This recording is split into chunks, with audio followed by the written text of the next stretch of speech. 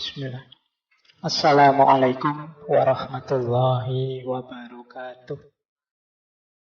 Jadi di banyak kesempatan sering saya bilang, para ilmuwan, para filosof sejak era dulu sampai hari ini itu seringkali tertipu dengan menganggap bahwa satu-satunya alat manusia untuk memahami sesuatu itu akal sebagai bekal hidupnya. Padahal nanti temuan-temuan baru menunjukkan bahwa akal dan juga panca indera itu tidak satu-satunya alat kita untuk menjalani hidup ini. Ada banyak alat-alat yang lain. Bismillah. Kita awali dengan kecerdasan emosi. Ada beberapa cerita yang saya suka, yang biasanya dipakai orang untuk mengilustrasikan pentingnya emosi dalam hidup. Bahwa emosi itu bahkan perannya lebih besar daripada sekedar akal intelektual, IQ. Cerita pertama biasanya cerita tentang yang dipakai untuk menjelaskan kecerdasan emosi ini, cerita tentang seorang mahasiswa. Jadi ada cerita seorang mahasiswa yang di barat cerdasnya luar biasa. Mahasiswa ini mungkin IPK-nya sudah perfect 4. Berarti nilainya A terus. Zaman saya kuliah dulu bahkan ada nilai yang A+. Itu berarti lebih dari A. Nah, mahasiswa ini nilainya perfect terus.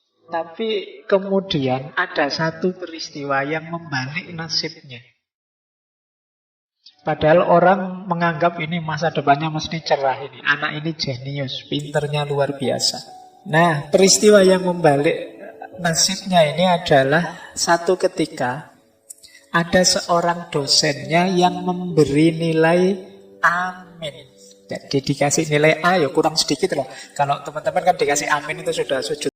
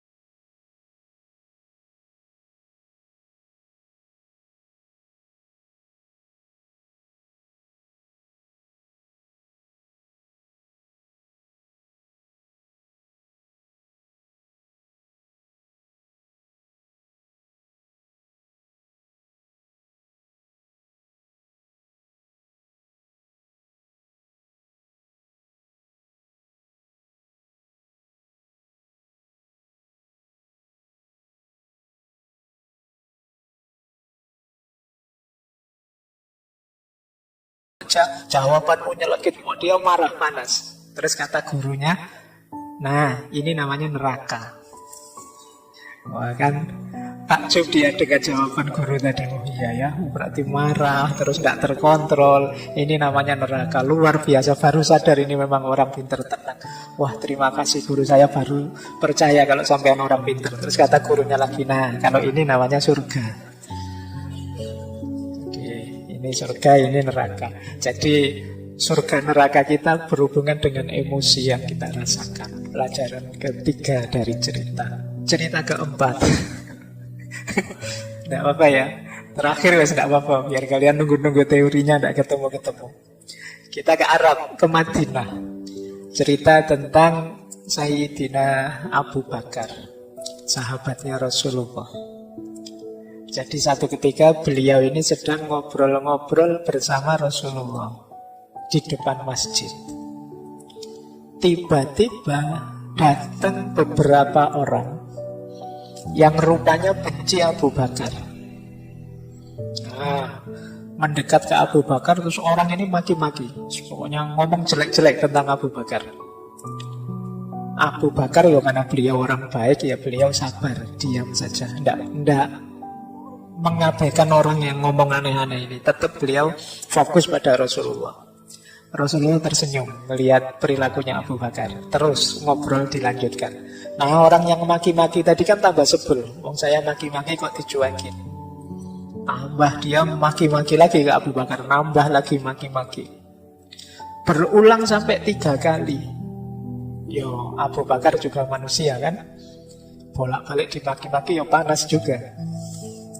Akhirnya Abu Bakar mungkin saking jengkelnya jawab akhirnya. Jadi tidak diam saja, balas maki-maki juga. Nah begitu Abu Bakar balas maki-maki, Rasulullah yang tadi tersenyum, terus berdiri, terus pergi. Wah, Abu Bakar tidak enak, wah masalah ini mesti. Nah setelah itu Abu Bakar mengejar Rasulullah. Beliau bertanya, wahai Rasulullah, mengapa kok tadi senyum-senyum begitu saya jawab, kok terus panjenengan pergi menjauh dari saya? Kata Rasulullah, tadi waktu engkau dimaki-maki dan sabar diam saja,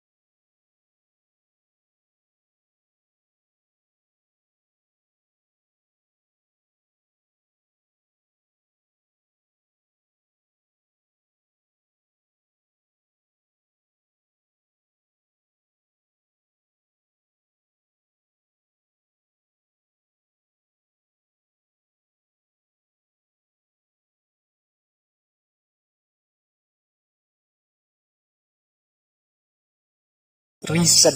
Itu ada di neokortek. Nanti bagian dalam ada limbic system. Di situ emosi-emosi. Ada yang paling bawah namanya reptilian complex atau akal reptil.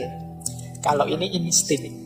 Insting untuk bertahan hidup, insting untuk mencari selamat, insting untuk berketurunan, dan lain sebagainya. Itu yang paling bawah, mungkin daerah dekat leher sini. Ada yang lebih dalam untuk emosi-emosi, namanya limbic system. Yang paling luas, paling besar itu neokortek. Nah, kecerdasan emosi itu ya ketika aspek reason ketemu dengan aspek emosi. Jadi kecerdasan emosional itu mudahnya bagaimana kita mengelola emosi kita secara rasional. Jadi dia adalah persilangan antara reason dan emotion. Jadi berarti ya reasonnya juga dipakai dalam rangka mengendalikan emosi. Makanya ada yang bilang kecerdasan emosi itu dari subconscious menuju conscious, dari bawah sadar menuju sadar. Jadi emosi bawah sadar itu kan emosi yang otomatis keluar dari diri kita. Ini kalau tidak dikendalikan oleh reason, oleh unsur neokortek tadi, ya kadang-kadang meleset tadi. Seperti Genghis Khan tadi, dia karena tidak mikir dulu ini kenapa sih elang ini yang biasanya atau biasanya jadi pembantu kok malah merusak, ada unsur apa. Nah, yang dia mendahulukan subconsciousnya, dorongan dalam diri, dorongan kemarahannya, ya akhirnya menemukan kemalangan karena dia tidak berpikir panjang. Jadi kecerdasan emosi itu bagaimana dorongan bawah sadar kita kendalikan secara sadar. Emosi-emosi yang muncul dalam diri kita, kita kelola secara pas, secara sadar. Inilah kecerdasan emosi. Ini untuk yang ini silahkan nanti yang ingin belajar neuroscience tentang konstruksi akal kita. Dalam satu seketika ketika salah mengambil keputusan dipengaruhi oleh emosi. Kadang-kadang kan kita waktu terpengaruh emosi melakukan sesuatu dan kita sesali selamanya. Manusia itu disituasikan oleh emosinya, setelah itu pikiran merespon, dari situ muncul tindakan, dari tindakan itulah lahir performa perilaku nyata dia, dan terakhir ini juga bukan harga mati. Kalau kemudian dia pikir saya seharusnya tidak begitu, saya seharusnya tidak begini, ya bisa dibiasakan ulang. Yang semula rajin bisa kemudian saya tidak usah ikut ngaji lagi saja, tidak ngaji lagi, itu bisa. Tidak ada harga mati kalau manusia dimensi batinnya.